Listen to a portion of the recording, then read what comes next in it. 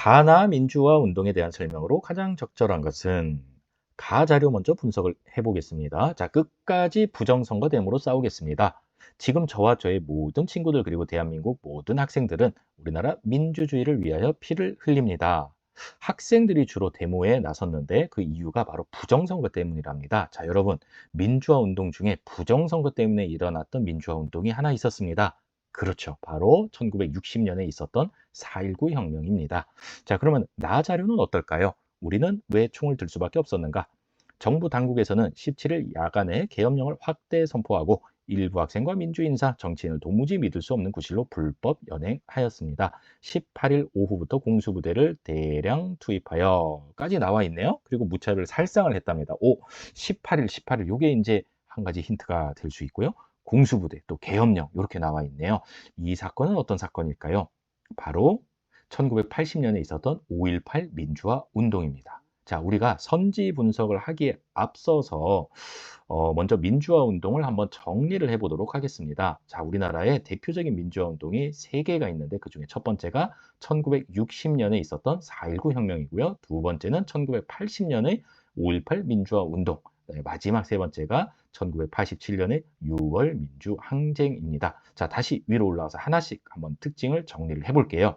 자, 4.19 혁명은 자료에 나온 것처럼 3.15 부정선거 때문에 일어나게 됩니다. 자, 이때 시위 도중에 고등학생이었던 김주열이 실종됐다가 시신으로 발견이 되기도 합니다. 수많은 사람들이 분개를 했고 대통령이 머물고 있는 경무대로 향하게 됩니다. 그때 경무대를 호위하고 있었던 경찰이 실탄을 발포하면서 또 많은 시민들이 사망하게 되고요.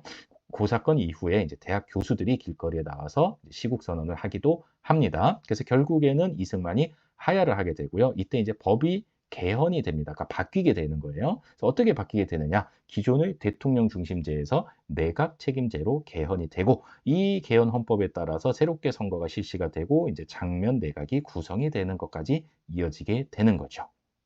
5.18 민주화 운동은 어떤가요? 자, 요 시기는 12.12 사태로 권력을 잡았던 신군부 세력이 계엄령을 확대했고 여기에 반발해서 이제 전라도 광주에서 시작이 됐던 그런 운동이라고 보면 되겠습니다. 자, 이때 신군부 세력은 우리나라의 정예부대라고 할 수 있는 공수부대, 지금의 특전사죠. 그걸 이제 계엄군으로 파견을 하고 이제 시민군이랑 대치를 하게 됩니다. 자, 이 당시에 여러 가지 기록들은 나중에 유네스코 세계 기록유산에 등재되기도 했었습니다.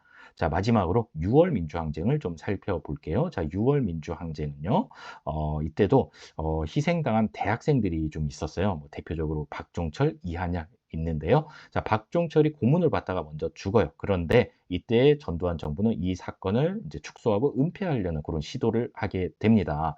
자, 그래서 수많은 사람들이 이거 더 이상 독재는 안 되겠다라면서 대통령을 우리 손으로 뽑을 수 있게 직선제로 개헌을 해달라를 외치면서 또 시위를 벌이게 됩니다. 그때 전두환이 TV에 나타나가지고 4.13 호원 조치를 발표를 하죠.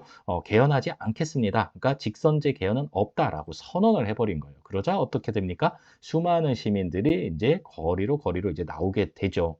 이제 60 국민대회라고 해서 이제 6월 10일 날 전국 규모의 대규모 시위가 이제 일어나게 됩니다. 그래서 결국에는 전두환의 후계자였던 노태우가 6월 29일 날 6.29 민주화 선언을 통해서 직선제 개헌을 수용을 하게 되고 이때 이제 개헌된 헌법으로 오늘날까지 우리는 우리 손으로 대통령을 뽑을 수 있게 된 겁니다. 자, 여기까지 정리를 한번 해봤습니다. 여러분들 구분이 잘 되나요? 자, 하나씩 볼게요. 1번 대통령 직선제를 주장하였다. 자, 대통령 직선제와 관련 있는 운동은 6월 민주항쟁 되겠습니다. 자, 2번 한번 볼게요. 전두환 정부 시기에 발생하였다. 5.18은요, 전두환이랑 관련은 있는데요. 전두환이 대통령이 되기 전에 있었던 사건입니다. 그래서 이렇게 정리를 할 수 있겠네요. 전두환 이전의 시기, 즉 대통령으로 따지면 최규하가 대통령일 때 있었던 사건이라고 보면 되겠습니다. 자, 3번 한번 볼게요. 헌법이 개정되는 개정이 이루어지는 계기가 되었다. 요거는 하나는 맞고 하나는 틀려요. 4.19 혁명을 계기로 내각 책임제로 개헌이 됐지만 5.18 민주화 운동은 결국 계엄군에 의해서 진압이 되고 말거든요. 그래서 헌법 개정으로 이어지지는 못했다라는 겁니다. 4번은 어떤가요? 가가 나보다 이른 시기에 발생하였다. 4.19는 1960년, 그 다음에 5.18은 1980년이니까 먼저 일어난 게 맞네요. 그래서 정답은 4번이고요. 5번 빠르게 한번 볼까요? 가해 과정에서는 김주열이 나의 과정에서는 이한열이 희생되었다. 앞부분은 맞죠. 김주열이 4.19 때 희생당한 거는 맞고요. 이한열이 희생됐던 거는 5.18 민주화 운동, 나가 아니고요. 6월 민주항쟁입니다. 그래서 정답은 4번입니다.